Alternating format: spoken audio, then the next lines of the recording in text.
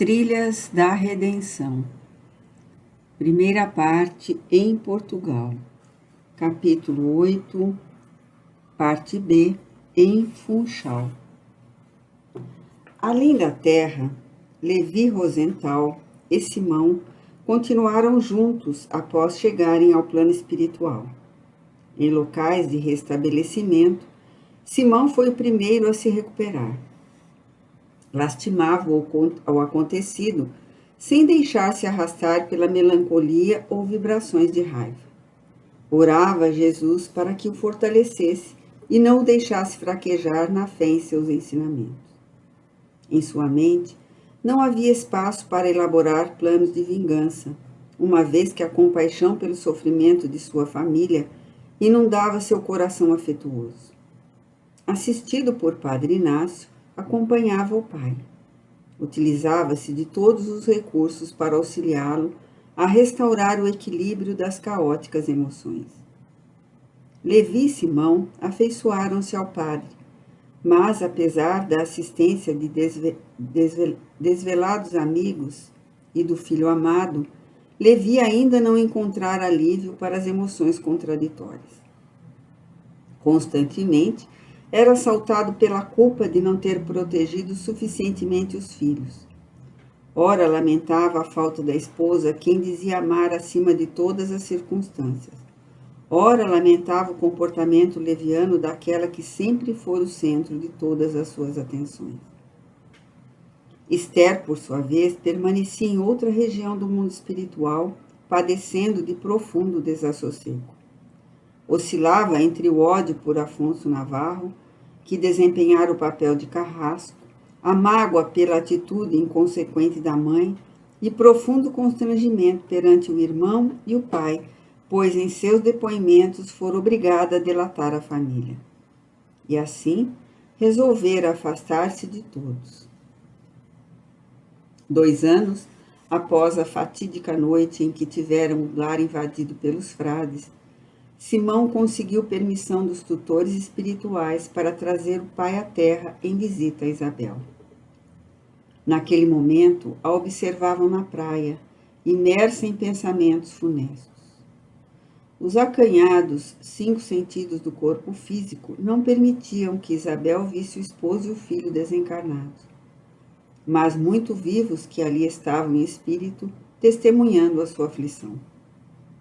Levi observou o rosto em que a magreza extrema fazia com que os ossos ficassem evidentes na face encovada.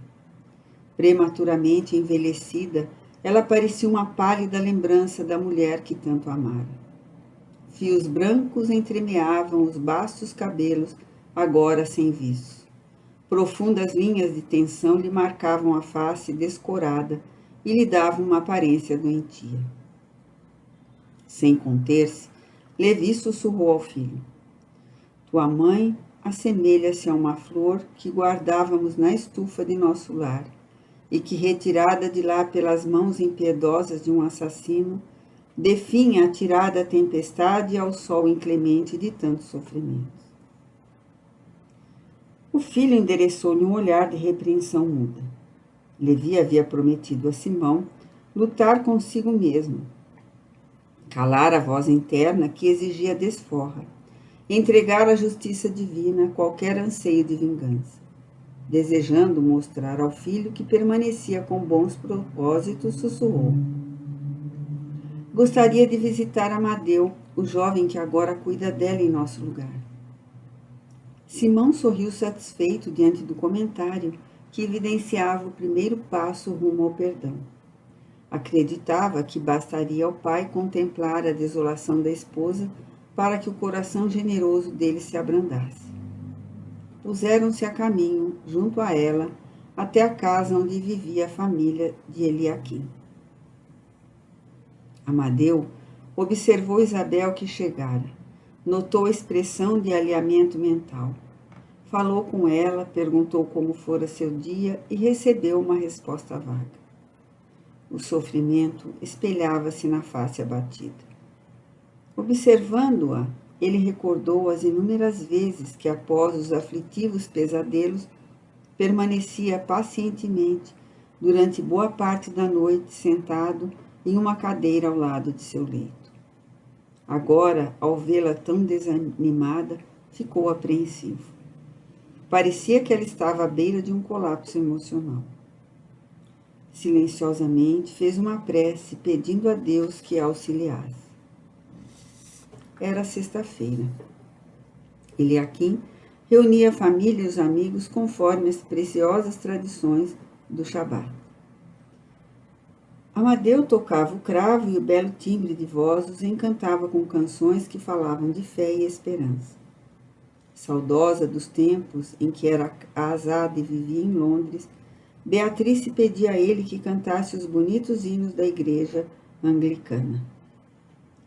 Exultante por se ver momentaneamente livre da tirania religiosa e compartilhar variadas nuances da fé, sem mescla de fanatismo e preconceitos, Amadeu acatava os pedidos. Recordava Padre Inácio e entoava também as antigas músicas católicas que aprendera desde criança. José e Fortunato, um tanto alheios ao momento que era de prece e elevação, aproveitavam para solicitar músicas de suas predileções, cantigas semelhantes aos fados portugueses que falavam de melancolia, paixão e ciúme. Evitando chocá-los com a recusa, Amadeu justificava a negativa dizendo que ensaiaria para outra noite um repertório repleto de canções portuguesas populares e das animadas canções espanholas que tanto lembravam os tempos vividos em Sintra. Olhou a figura silenciosa de Isabel e resolveu cantar um dos salmos que tantas vezes partilhara com o amigo Simão. Invadida pela saudade, Isabel levantou os olhos e foi surpreendida pela visão de mãos diáfanas que, acompanhando as mãos de Amadeu, dedilhavam o instrumento musical. Atordoada, lembrou que pareciam as mãos de Simão. Julgou ter visto de relance o filho. Assustou-se, imaginando que talvez tivesse o cérebro acometido por uma espécie de loucura.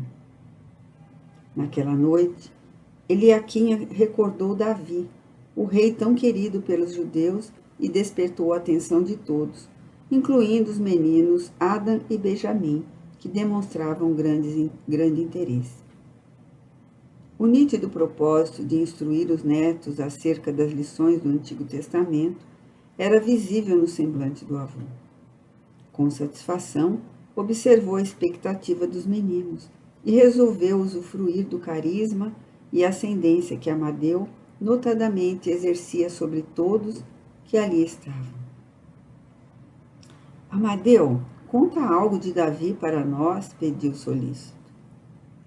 Amadeu relanceou o olhar pelo ambiente, com surpresa, percebeu que o convite despertara algum interesse em Isabel.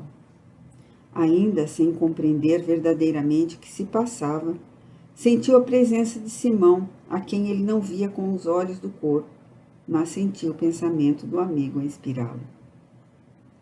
Naquele tempo, iniciou com voz entusiasmada.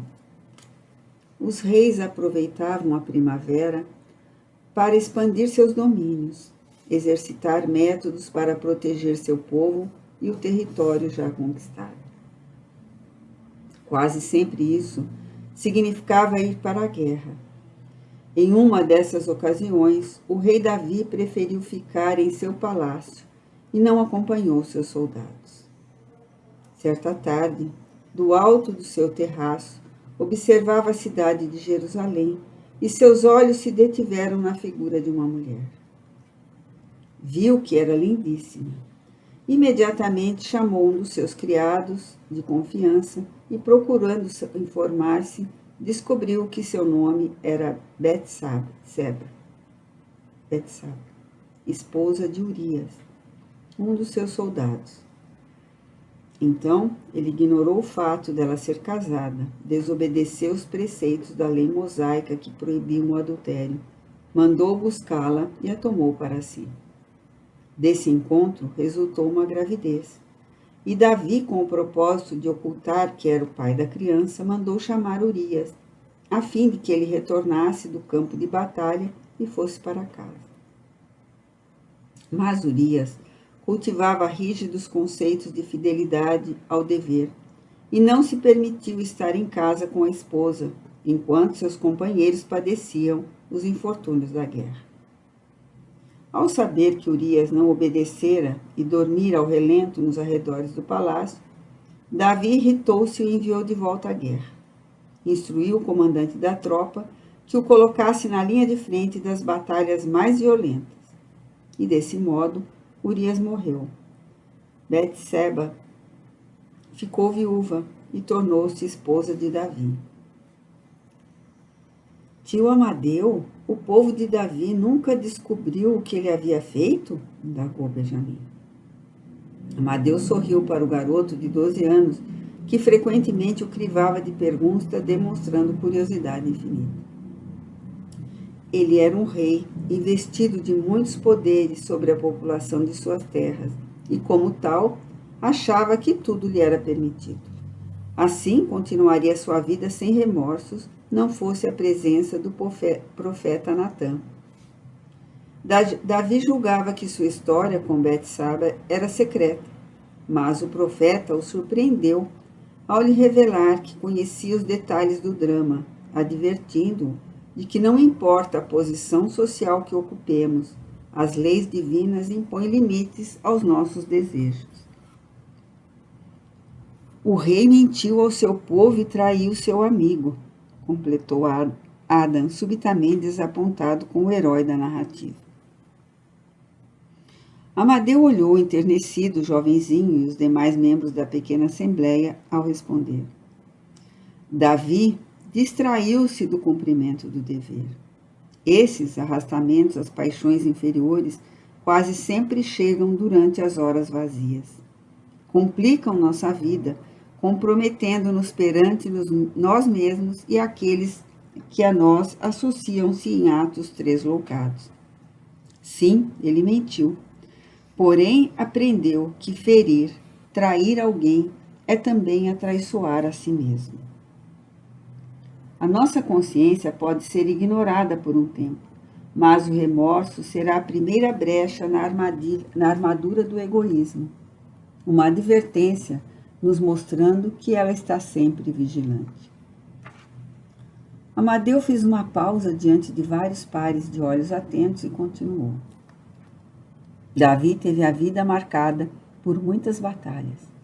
Refiro-me às batalhas internas e não apenas a muitas guerras que comandou. Sua figura nos remete a nós mesmos que oscilamos entre o cumprimento do dever e a tentação de tudo obter sem atinar com as consequências. Luz e sombra, faces ocultas e paradoxais de nossa personalidade.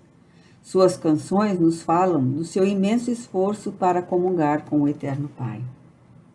Embora seu pensamento atingisse a culminância das regiões iluminadas, tantas vezes fraquejou e se deixou levar pelo egoísmo e orgulho. Apesar disso, seus passos vacilantes não impediram que persistisse no cultivo da fé e sua trajetória nos oferece testemunhos valiosos de quanta tenacidade nós devemos ter na busca de um relacionamento íntimo com Deus. Fortemente inspirado, não apenas por Simão, mas por amigos espirituais que ali se associavam aos mais sublimes sentimentos, Amadeu concluiu. O rei casou-se com Batseba. Embora tenha vivido muitas dores com a morte do primeiro filho desse casamento, nasceu Salomão, o filho que o sucedeu, e procurou governar o povo com sabedoria. Se avançarmos no tempo, leremos no livro de Mateus a genealogia de Jesus, apresentando-o como descendente de Davi e Salomão.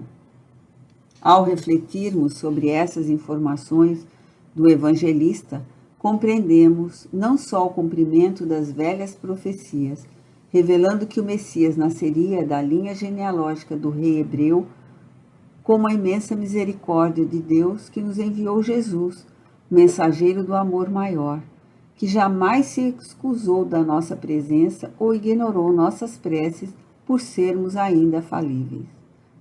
Pelo contrário, Jesus sempre demonstrou profunda compaixão para com as ovelhas transviadas do caminho reto.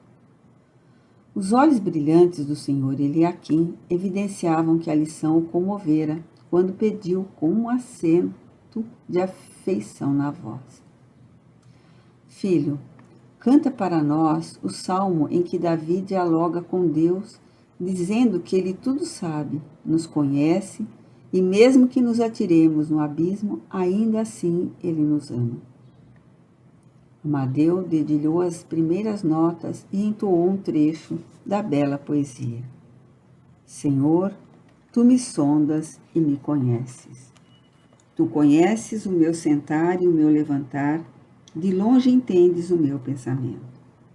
Esquadrinhas o meu andar e o meu deitar, e conheces todos os meus caminhos. Sem que haja uma palavra na minha língua, eis que, ó Senhor, tudo conheces. Tu me cercaste em volta e puseste sobre mim a tua mão. Tal conhecimento é maravilhoso demais para mim. Elevado é, não o posso atingir. Para onde me irei do teu espírito, ou para onde fugirei da tua presença? Se subir ao céu, tu aí estás. Se fizer no Seol a minha cama, eis que tu ali estás também. Se tomar as asas da alva, se habitar nas extremidades do mar, ainda ali a tua mão me guiará e a tua destra me susterá. Se eu disser, ocultem-me as trevas, torne-se em noite a luz que me circunda, nem ainda as trevas são escuras para ti. Mas a noite resplandece como o dia. As trevas e a luz são para ti a mesma coisa. A voz grave e aveludada do rapaz havia alcançado as esferas mais altas, encerrando a noite repleta de suaves eflúvios de paz que envolviam todos.